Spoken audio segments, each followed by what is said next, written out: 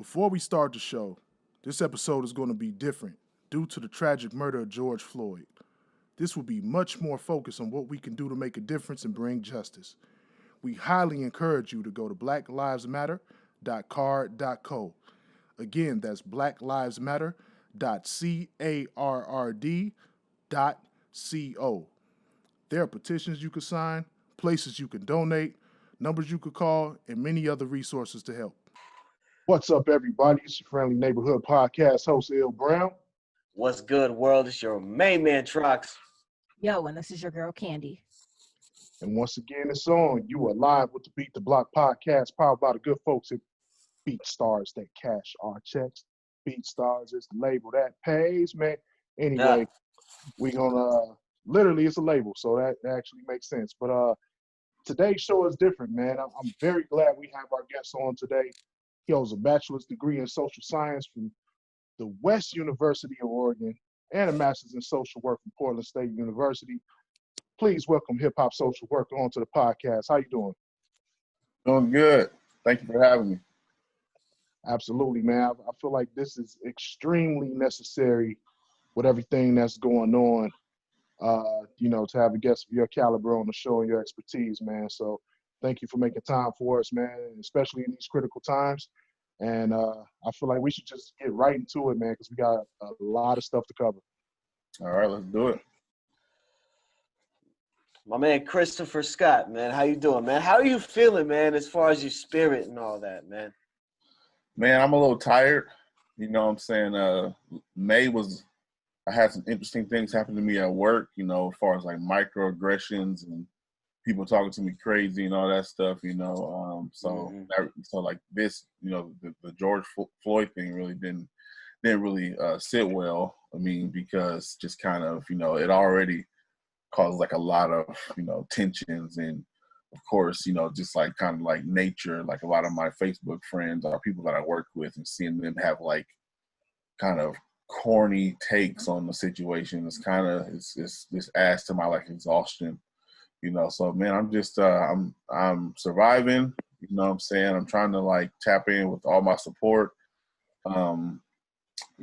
Just trying to help people who ask for help as well. I got a lot of people asking me questions about things. So I just, I'm trying to leave enough to help people, but also leave enough for me to keep going, Most definitely, most definitely. It's funny you say that about, what's happening at work, because for those that don't know, I still have a day job too. And I see a lot of microaggressions at my job too, but I feel like they've been heightened, and a lot of true colors have been showing in and out of work. Actually, just in the world, really. Yeah. It's just insane, man. Like, we're gonna get through this, man. I feel like we will, man. We've been through it before, so we'll get through it again. Hopefully one day we can sit back and say, man, remember them crazy ass times? And it'll be just stuff in the memory, you know what I'm saying? Indeed, man, indeed. You go by the alias of the hip hop social worker, is that correct? Yes. Of course. Can you tell the listeners what you do in your work? So my current day job, I am what we call a qualified mental health professional at a youth correctional facility in Woodburn, Oregon. I work on a violent offender unit. Really, I just make treatment plans. I do counseling. I do phone calls to family support.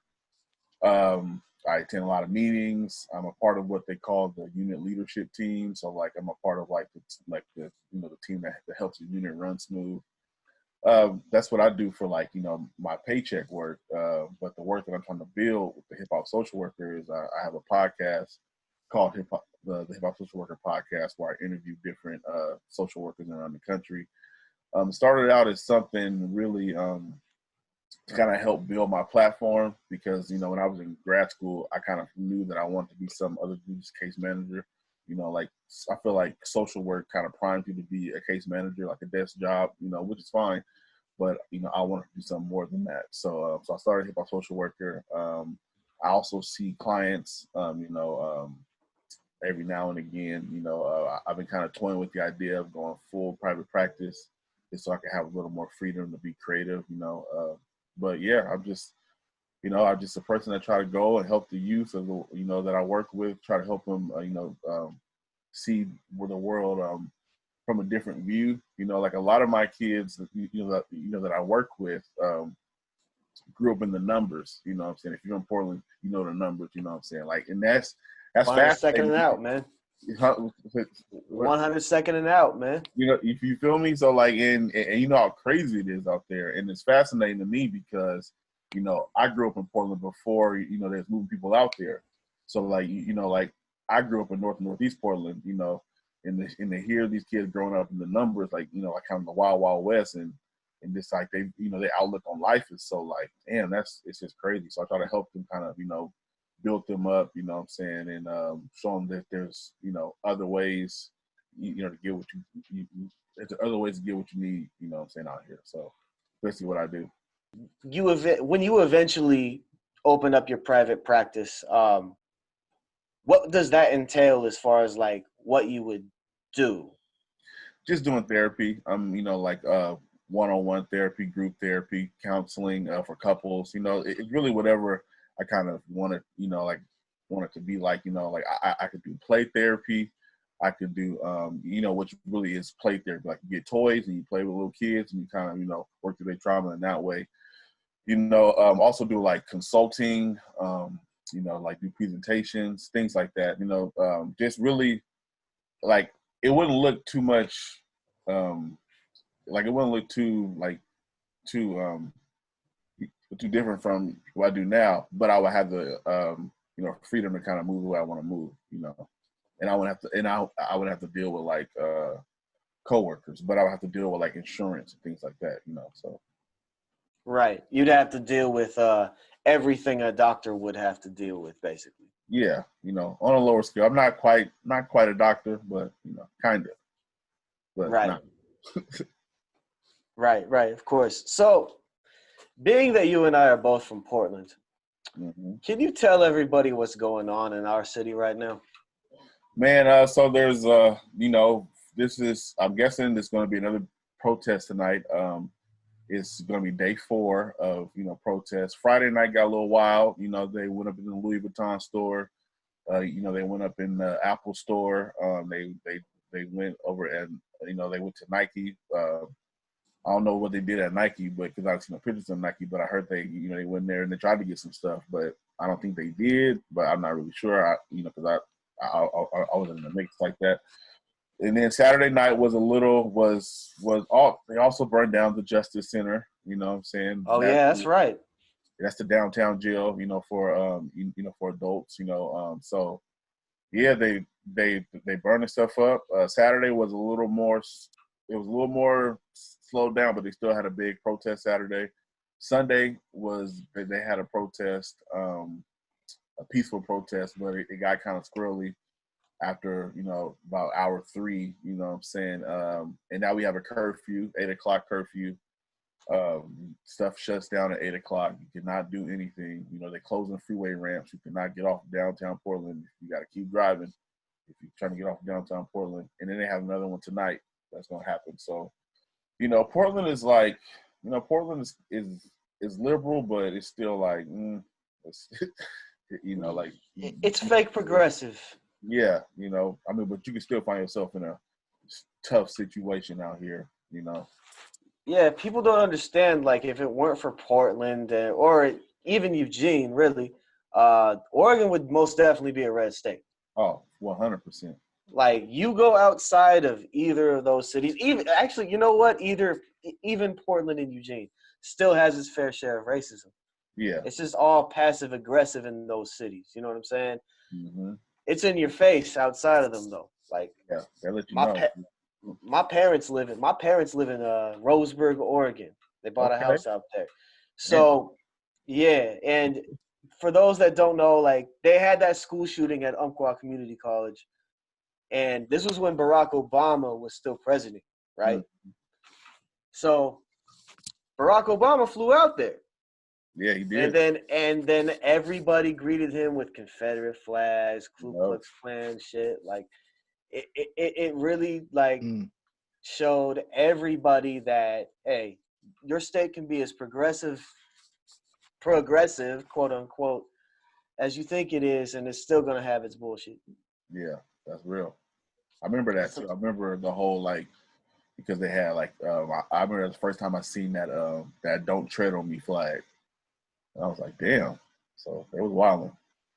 Yeah, they're most definitely wilding, man. It's crazy. It's really just America in a nutshell, if you ask me. I agree. Insane, man. Insane. Absolutely, man. So this next question is pretty layered. You know what I mean? What ways do you think we can help, and how have you seen, you know, how have you seen people helping already? Like, you know, and I want everybody to kind of chime in on this. You know what I mean, and give your point of view and perspective in your respective locations. But just for you, Chris, I like what have you some of the things you've seen and some of the things you've done so far. Well, one thing that I've done Saturday, I called in to work. I wasn't feeling work that day. I woke up with a headache, so I've been using my PTO. You know, just taking care of myself, reaching out to to different people, just kind of having conversations that I can tolerate. You know, I'm not trying to change anybody's mind. That's one thing you gotta let go. Trying to change people's mind. It's not the time for that. I see a lot of people on Facebook going back and forth about people who think a certain way, and it's like, you know what, man? Like, it's too raw right now for me to go in there and try to change anybody's opinion on what's going on. So I leave that. Preach. I unfollowed a few people. On my social media. It's like, I ain't got time. Ain't no time for foolishness. What we can do as a collective is just kind of have conversations. Shut up when it's time to shut up and listen. Respect people's point of view. But if it's something that you don't feel or that you don't agree with, like instead of really like getting like getting angry and upset, just kind of agree to disagree. Like if it's really your peoples and you mess with them, because we're gonna have different points of views. You know what I'm saying? If they're really your people, you mess with them for real. Like, all right, we agree to disagree, whatever. Let's drop it. But if somebody who's just coming by, like Facebook, trying to talk trash, set a boundary, delete them. Don't even entertain it because it ain't worth your mental health. You know what I'm saying? Like, my wife is a person that can go down a rabbit hole. She went down a rabbit hole over COVID-19 and people like not taking it serious. And one night she was like, for hours, just like scrolling and talking to people. I was like, you don't need to do all that. That ain't doing nothing but causing stress. So yeah, just have conversations. Be open to people's, be open to people's experiences. Don't try to fix anybody who seems to be like sad. You know what I'm saying? Let them feel the pain. Let them heal. Ask if you can help them. If they say no, then bow out. Don't overdo it. A lot of people try to overdo it and they try to just kind of intrude, and in your intrusion you're actually causing more harm because you're not letting this person feel what they need to feel. So yeah, that's pretty much set boundaries, call your support, lean on your support, take those sick days, yeah, right, do something creative. That helped me last night. I was struggling, but I wasn't going to do a podcast episode, but I did one anyway because I just spoke from my heart. Absolutely. What are some of the things that you've seen like on the front lines as far as people getting involved and helping with the situation at hand? But I've seen like clashes of ideologies.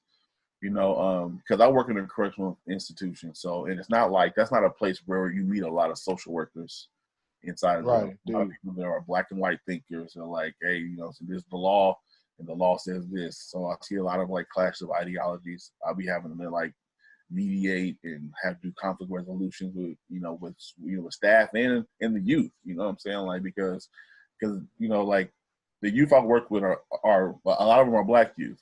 A lot of staff are white. So sometimes, it just gets a little tricky because, like, me being the mental health person, like it's my job to kind of coach everyone on the unit, the staff, the youth, you know what I'm saying, how to get their point across. And that's what I see the most is like clashes of ideals and people just butting heads. And I gotta try to, I don't try to fix the issue, but I at least try to like, diffuse it so it's not like any kind of, any kind of like retaliation going on later, So yeah, that's what I see the most. I see a lot of exhaustion. People be tired, One thing that I'm mad about my organization is that they don't have an affinity group for Black staff. You know what I'm saying? Like, I feel like everywhere I've worked has had that. Like, they got a place for Black staff to come and just kind of let it all out, And we don't have that there. So, like, that might be something I might need to work on, And like I said, I'm waiting, instead of waiting for it to happen, I might need to go and step up and, and handle that, Absolutely, I dig that, man. One of the things here in Chicago, and me and Candy, I think we'll attack this kind of back and forth. Is there's been a lot of baiting going on. You know what I'm saying? Like things that really don't even have anything to do with the situation at hand, and that's justice for George Floyd.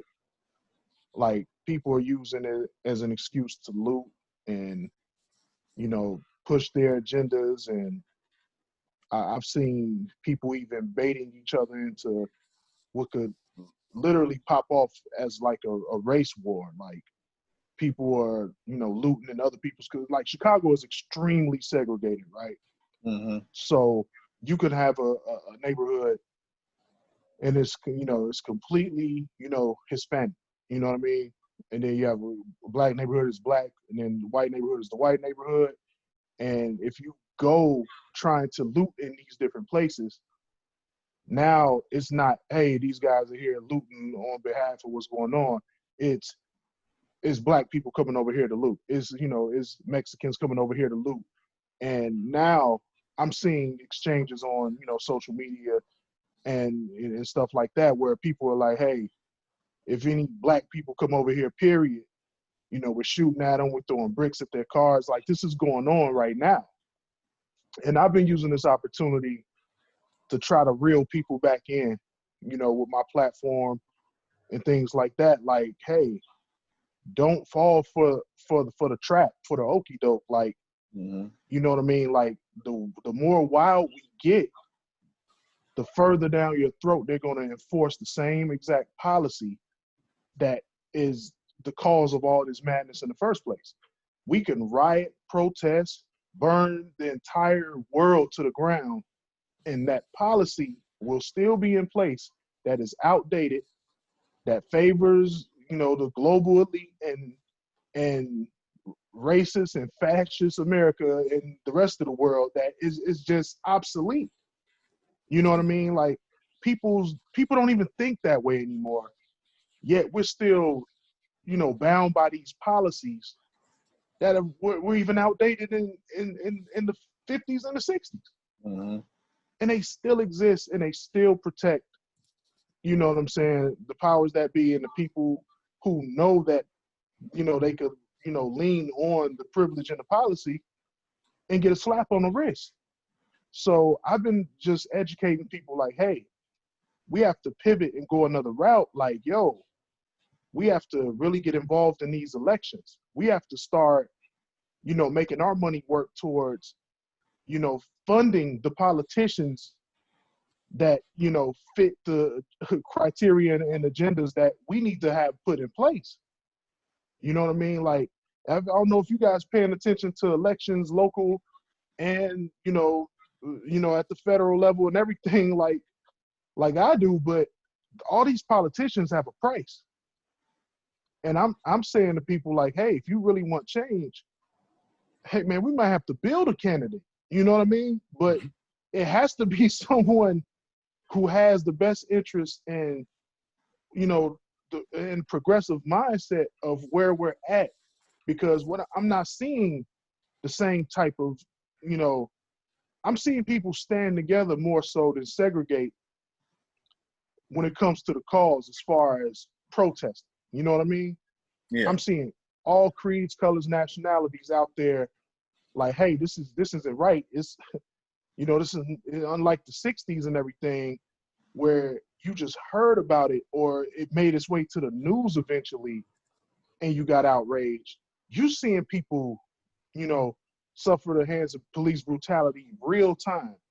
Like, we watched the man die on camera and he wasn't resisting. And it's just like throwing gasoline and kerosene onto the fire. Like, people become enraged faster. Is, you know, the media sensationalizes it and then they try to bait you. I've seen some wild shit. I've been out and about driving through the city helping clean up, and I've seen like people saying, hey, we were out here protesting and a completely random group of people shows up trying to throw bricks through windows and they want to spray paint.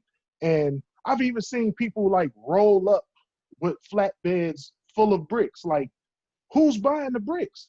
Yeah. You know what I mean? Like, you have to understand what's, you know, what they're trying to do to you. You know what I mean? And what the agenda really is. And the total, the real agenda is what's being put in place right now. They would love to enforce a curfew permanently. They would love to enforce martial law and putting a microchip in your damn wrist so they can know your every move. Like, we're right there. And then, you know, Trump throws it right in your face like, hey, 7 o'clock curfew, federal and military police, wherever y'all causing ruckus at, they will be deployed. They're on the way. You will be arrested. You will be shot. Mm-hmm. That's the definition of martial law. Yep. And all this looting and going crazy isn't doing nothing but making them say, hey, you guys can't even adapt to the policies that exist. So we're going to make them even stricter.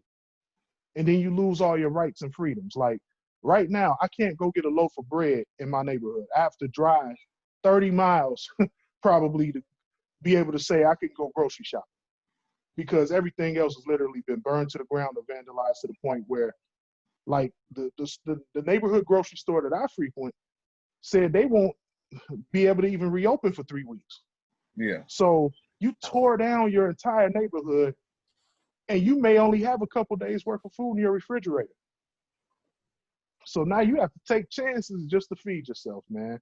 So it's so much bigger than, you know what I mean, like just the protests, just looting. It's so many layers to it. And when people, you know, lack, you know, they react off of raw emotion and blind rage and don't stop and pause for a second to be like, okay, what is the end game for all of this? And let me think logically about what's about to happen next if I do this. Mm-hmm. Nobody thought about that. Everybody here in Chicago said free Nikes, free clothes, free whatever, free electronics. And then it doesn't matter, because if they enforce a 7 o'clock curfew, where you gonna wear all this shit to? You stole all these clothes and shoes, you can't go out the house. Can't do nothing. You can't do nothing. It was in vain. And the most painful thing about it is the policy that started all of this is likely going to give a favorable outcome to the officer that murdered, to the officers that watched, and the officers that kneeled on George Floyd's neck right in front of America's eyes. Yeah. And then what's going to happen?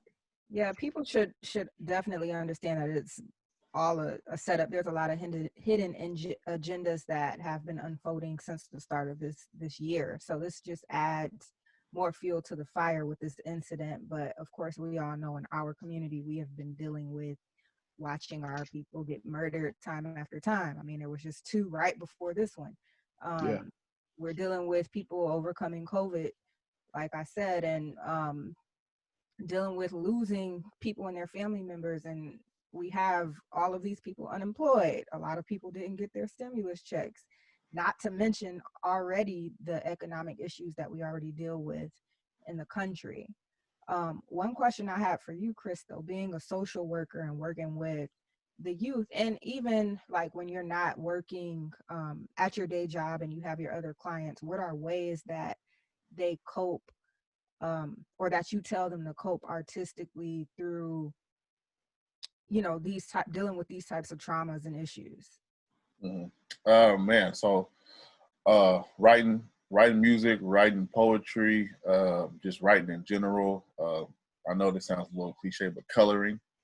Like having like coloring pages, making a journal, just really venting. You know what I'm saying? Like having someone sit down and listen to what you got to say.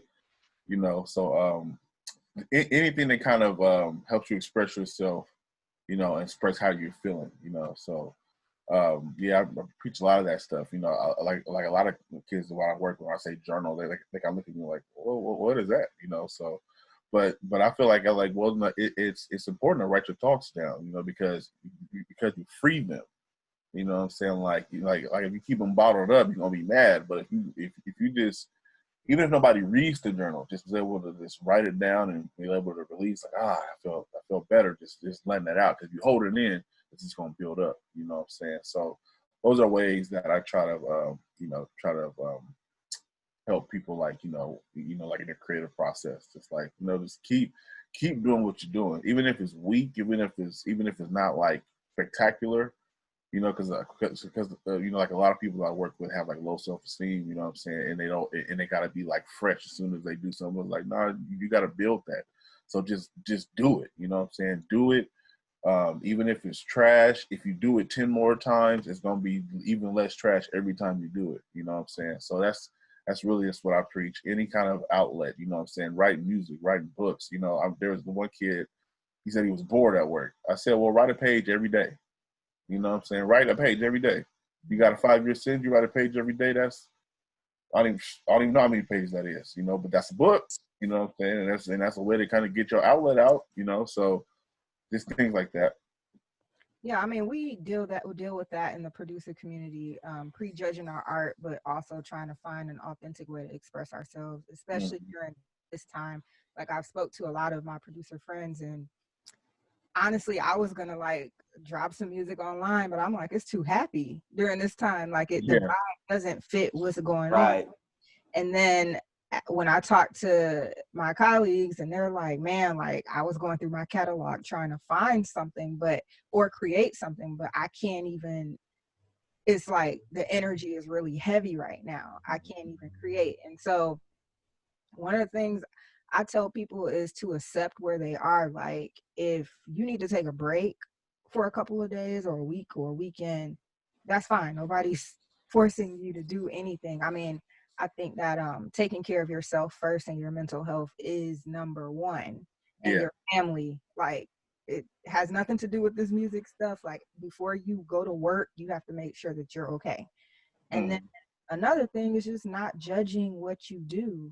So a few years back, actually, it's 2020, 2014, I was involved with Kanye. Well, he was the board of the organization with Rhyme Fest with Donda's House. And so they worked with the youth that dealt with a lot of traumatic experiences. And it was all about teaching them to speak their truth. And so a lot of people don't know how to actually speak their truth. Even as good producers, we get caught up in trying to create something that doesn't necessarily resonate with where we're at right now. Yeah. So one of the things I just tell people is, and what I try to do is really tap into channeling the energy that I'm at right now. Like, we have this podcast and we talk on this platform, but I couldn't really find the words to say on my own page because it's just heavy. It's a lot of systematic issues that are going on. Not just I think the George Floyd incident is what amplified and brought out a lot of other issues that we deal with, and people are really unhappy. And it's a lot going on. So it's like what I have to say, I can write a book on it, and I don't. It's not just post worthy. You know what I mean? So I think. And then also my language is different. As producers, we create music. So we need to speak our beats. We need to really tap into that emotion. And so that's what I would definitely say to anybody. that are creatives to really like take this time and not judge your art. You have a blank canvas and really use this to tap into yourself and express where you're at right now. But another thing is, that helps your mental health. But how are you, Chris, taking care of like your mental health? You know, like I preach self-care a lot, but because like I'm trying to build, you know what I'm saying? Like, I mean, I know how y'all, I mean, y'all know how it is when you're trying to build something, everything kind of takes a back burner. You're just trying to pump as much stuff as, just pump as much content out as you can, always practicing, always trying to, you know what I'm saying? Always always trying to be relevant, always trying to, get better, things like that. So, but this weekend is when I really was like, I'm calling in on Saturday. You know what I'm saying? I don't Right. feel good.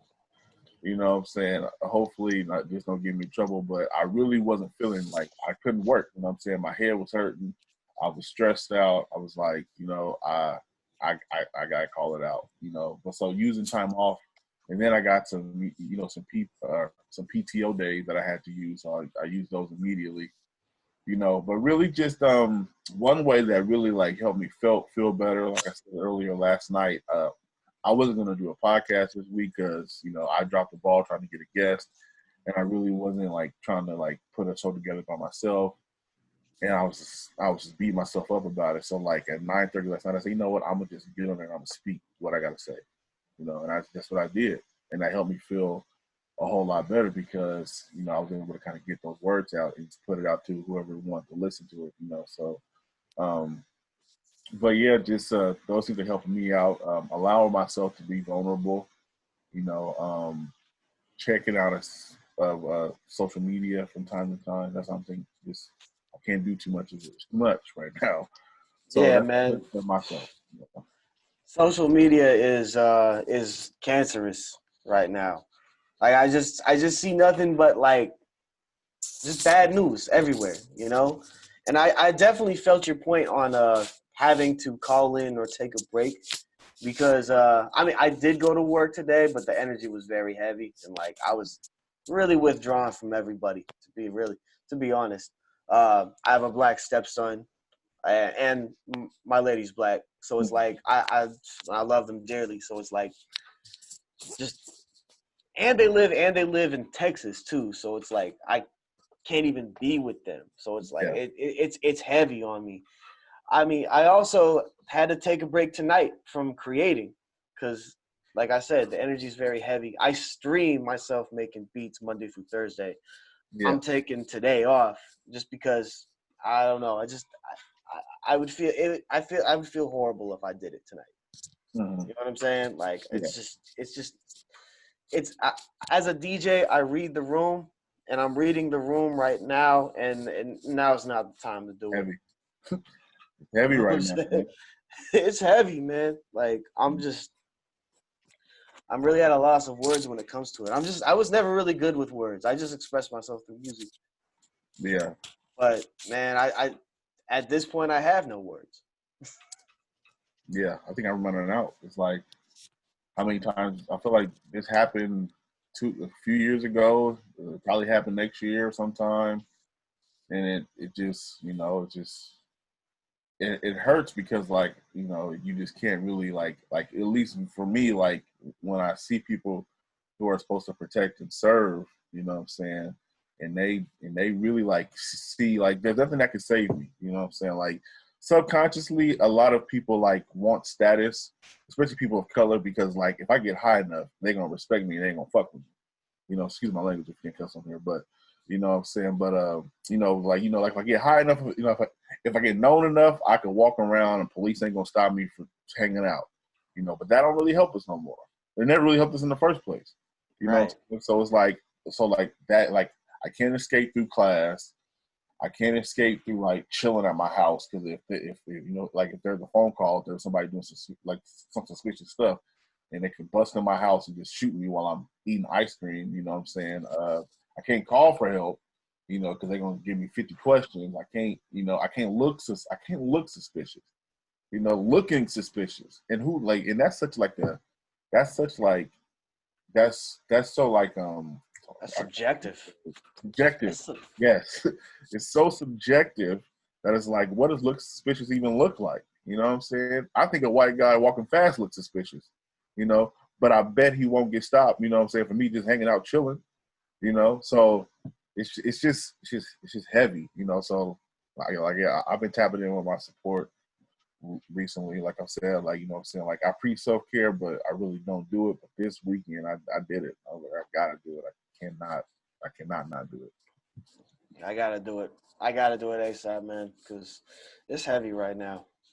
Yeah, and social work is already kind of like a heavy profession, you Right. know.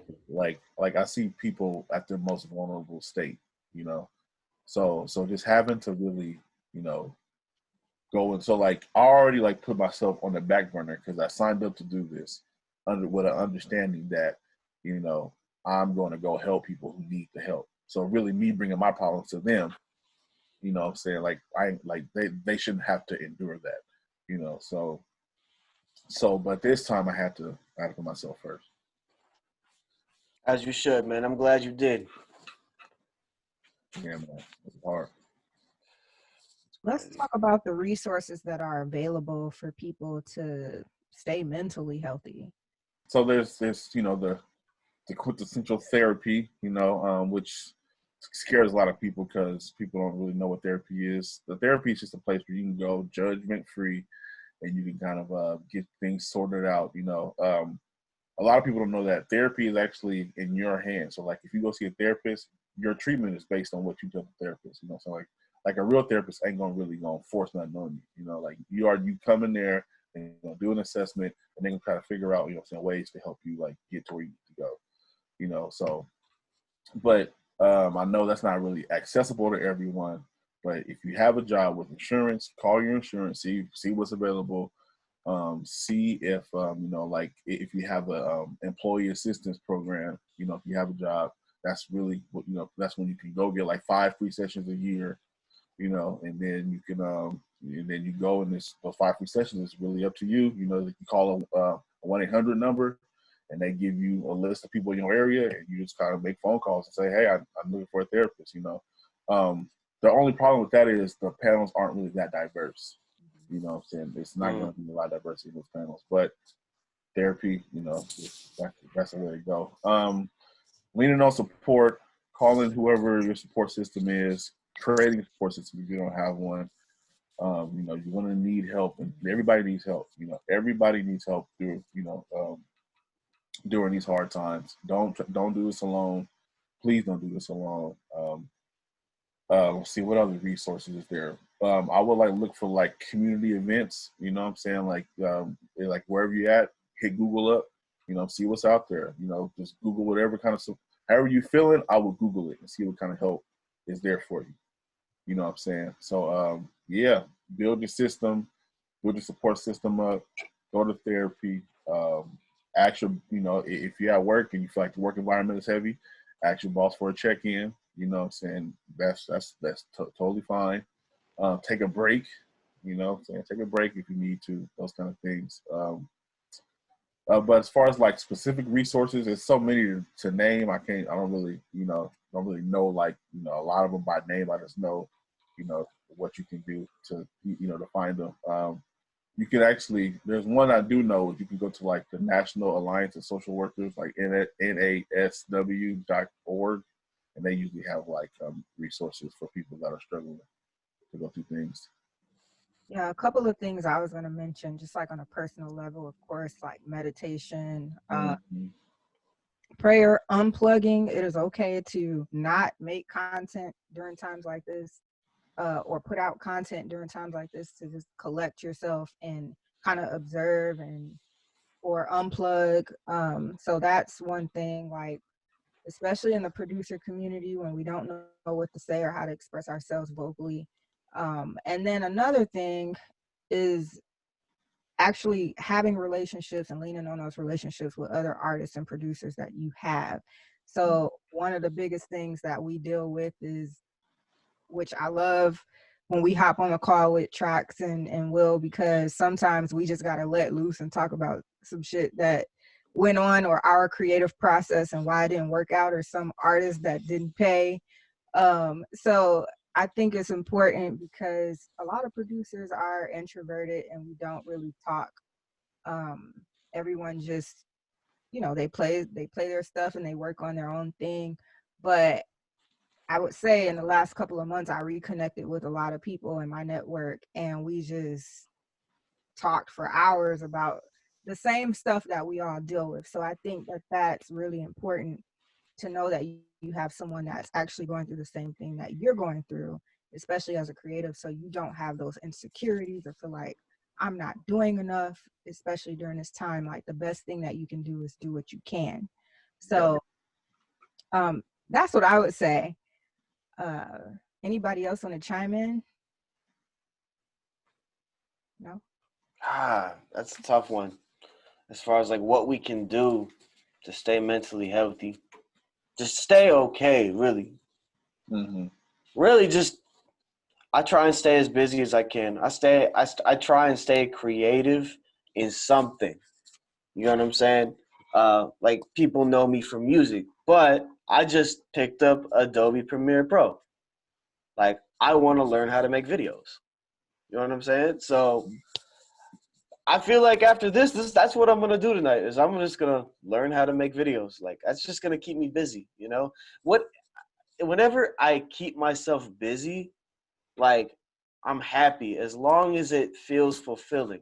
Now, how I determine if it's fulfilling or not, I honestly don't know. I'm still trying to figure that out. But as long as I keep myself busy with something, it takes my mind off of that heavy feeling. You know what I mean? Yeah, absolutely, Trox. One of the things that I like to do, to stay mentally healthy is help other people. You know what I mean? Yeah. A lot of times when you're helping other people, you know what I mean? I mean, unfortunately, you might have to take on a little bit of that energy, but if you're helping other people and it's genuine and your intentions are pure, and the people are, really, really appreciative of the help, it can be very fulfilling, and it could put you in a better mental space. You know what I mean? When you help somebody and they really appreciate it or they really needed it, and maybe you reconnect with them in the future and they're like, hey, I was in a real dark place, or things were really real when you helped me out. And just like today, man, like a lot of us went out and just cleaned up the neighborhood. Like, hey, we live here. You know what I'm saying? Like, I understand everybody had to release that fury, that rage, that energy, but the aftermath still is the aftermath. We have to live here. We have to we have to coexist. And I said, you know what? Let me grab a broom. Grab a trash can, and just wherever I see glass, wherever I see trash, and businesses that I frequent, if they were destroyed, let's try to help rebuild. And you know what I mean? I take solace in just knowing that things eventually are going to get better. You know what I mean? And Amen. absolutely, like this, these are very dark times, but there will be brighter days ahead. And focusing on that and helping other people realize that as well is mentally and spiritually fulfilling and healthy, in my opinion. You know what I'm saying? So definitely wanted to put that out there. That was another thing, man. That's another thing that, just, keeps me going, is just like the thought of just knowing that things will get better. Even when it doesn't feel like that sometimes. Like, sometimes, my manager has to remind me that. My girl has to remind me that. My family has to remind me that. Like, it always gets reiterated though. Like, that will always that's the one thing that keeps me going, is just knowing that things will get better. Yeah, that's real. Yeah, I agree. As a creative, how do you think that we could deal with this through our art more? Like, what are some of the things you guys are doing? I'm Really, I'm just trying to. I'm trying to just keep going. You know what I'm saying? Not stopping. Taking too long of a break. You know what I'm saying? With my podcast journey, that's pretty much it. You know, trying not to fall off too hard. No doubt, no doubt. And, for me, man, you know, I try not to do cliche stuff when things get real. It's going to be a million rappers and producers trying to put together, and musicians. Period. I think we're going to try to musically, express what's going on. So I'm going to try to tap into a completely different energy at the time. You know what I mean? So I feel like in times of aggression, maybe that's where my vibe is musically, and maybe I need to make some aggressive tracks, or maybe I need to write some aggressive lyrics, or maybe we need to hop on the podcast and address what's going on. You know what I'm saying? But you have to have an outlet for it. You know what I mean? So I think that's just one of my ways. You know what I'm saying? Of dealing with it through the art. You know what I mean? And like Troc said, maybe embarking on something that you always wanted to try. If you get a little extra time, or you just need to take your mind off something, learning a new skill requires a lot of focus, and it'll take your mind off a lot of negative things. So, you know what I mean? I really like, that aspect as well. Like, I've learned so much new stuff, through COVID, and now, you know, I don't know if this is quite going to be a revolution, or if motherfuckers is just mad as hell. You know what I mean? And Right. but I'm still going to take this time to, sharpen my sword and learn something new, experience something new that I've always wanted to try. And maybe, you have some hidden talents. When you come out of this, now you have a whole new revenue stream, or you have a whole new skill set that you can market or something like that. So, just don't waste the time though. I will advise that. Try to come out of this better. Most definitely. And I said it before, like, I'm learning something new. I'm learning something new during these times, just to, take my mind off of things. But I'm also sharpening my sword too. The sword that I've been using for 20 years. You know what I'm saying? Keep the sword sharp. Make music that reflects my emotions during these times. You know what I mean? And I enjoy streaming on Twitch and making beats. I've literally, as I'm making beats on Twitch, like all the beats that I've made in the last like few months have been on Twitch. And I actually enjoy people watching me, because I enjoy the whole conversational thing, because we're not talking about just me making a beat. We're talking about real life shit. Yeah. We're talking about, like, food that we like. You know what I'm saying? Like, just conversation starters. Like, last time we were having like a debate on which chain had the best burger, right? Yeah. And we were like, it was like on some Whataburger versus Shake Shack shit. As I was making a beat, and that shit just felt good. You know what I'm saying? So like, that's what I'm gonna continue to do. Is just learn new skills and sharpen my sword, and contribute to the cause however I can. Yeah, I would say this just made me think about the music that we grew up on. There was a lot of turmoil and different types of things that happened throughout life since, we've grown up. But the music that we've grown up on and our parents have grew up on, they were a snapshot of history. And so it's really making me think about, basically, when we create music, we're documenting, in a way, what's going on.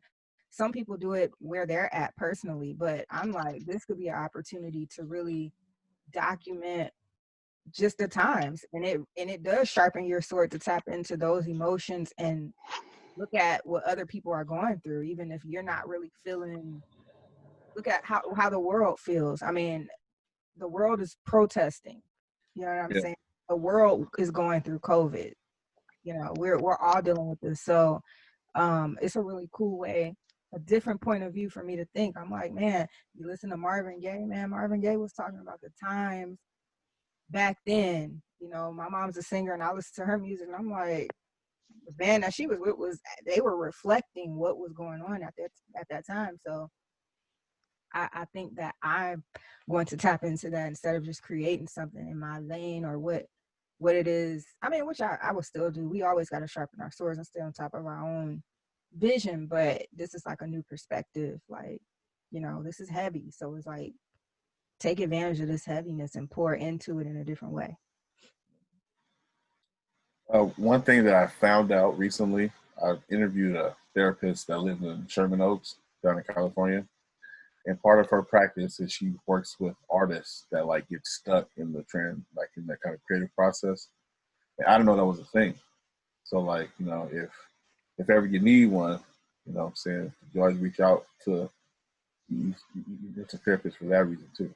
Like you know, when she said that, I was like, I never even heard of that. But I guess that makes sense though down in that area. Like that makes a lot of sense because there's probably a lot of people that move there and you know they're gonna be the next Brad Pitt and they get caught up and they need that motivation to get up out of it. That motivation, that confidence, that's that was interesting to me. I was like, yeah, I never heard of that. On a more positive note, moving forward, what do you have to look forward to in the future of your career? You talking to me? Yeah, you. So really just you know, getting my LCSW, which is you know, once you get a license, you can do things like bill insurance, and you don't have to like take cash. You do your private practice, and you can have contracts, and you know, you just look real official once you get your LCSW. You know, so that getting that, I feel it's gonna open some doors up to like you know, to kind of really put like a stamp on my name, like you know, all right, boom, he's out here, he's really out here, he put the work in.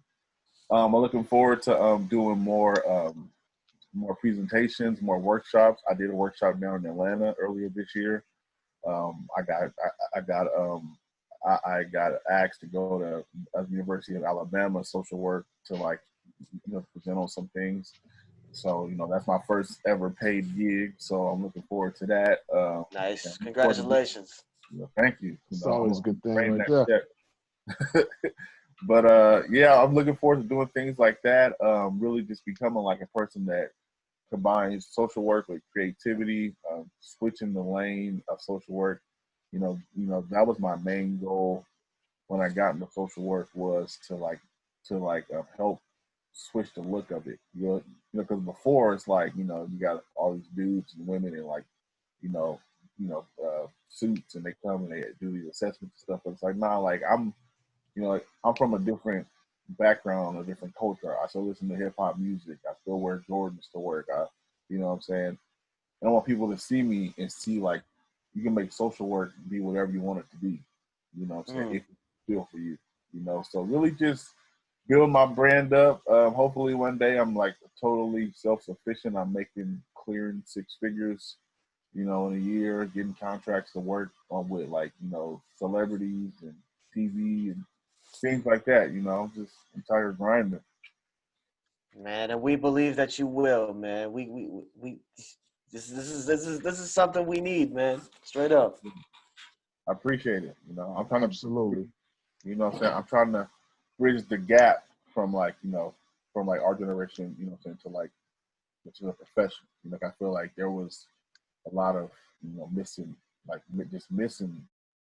links, you know, that's kind of help, you know, build it up, you know, so somebody who's like 18, they can look at a social worker and be like, you know what, I can consider doing that. You know, like instead of looking at some like crusty old person, no disrespect to all the old social workers out here, people you know, who are very, you know, suit wearing and very, you know, very stern and all that stuff. That's cool, but it's like, but everybody don't want to do that.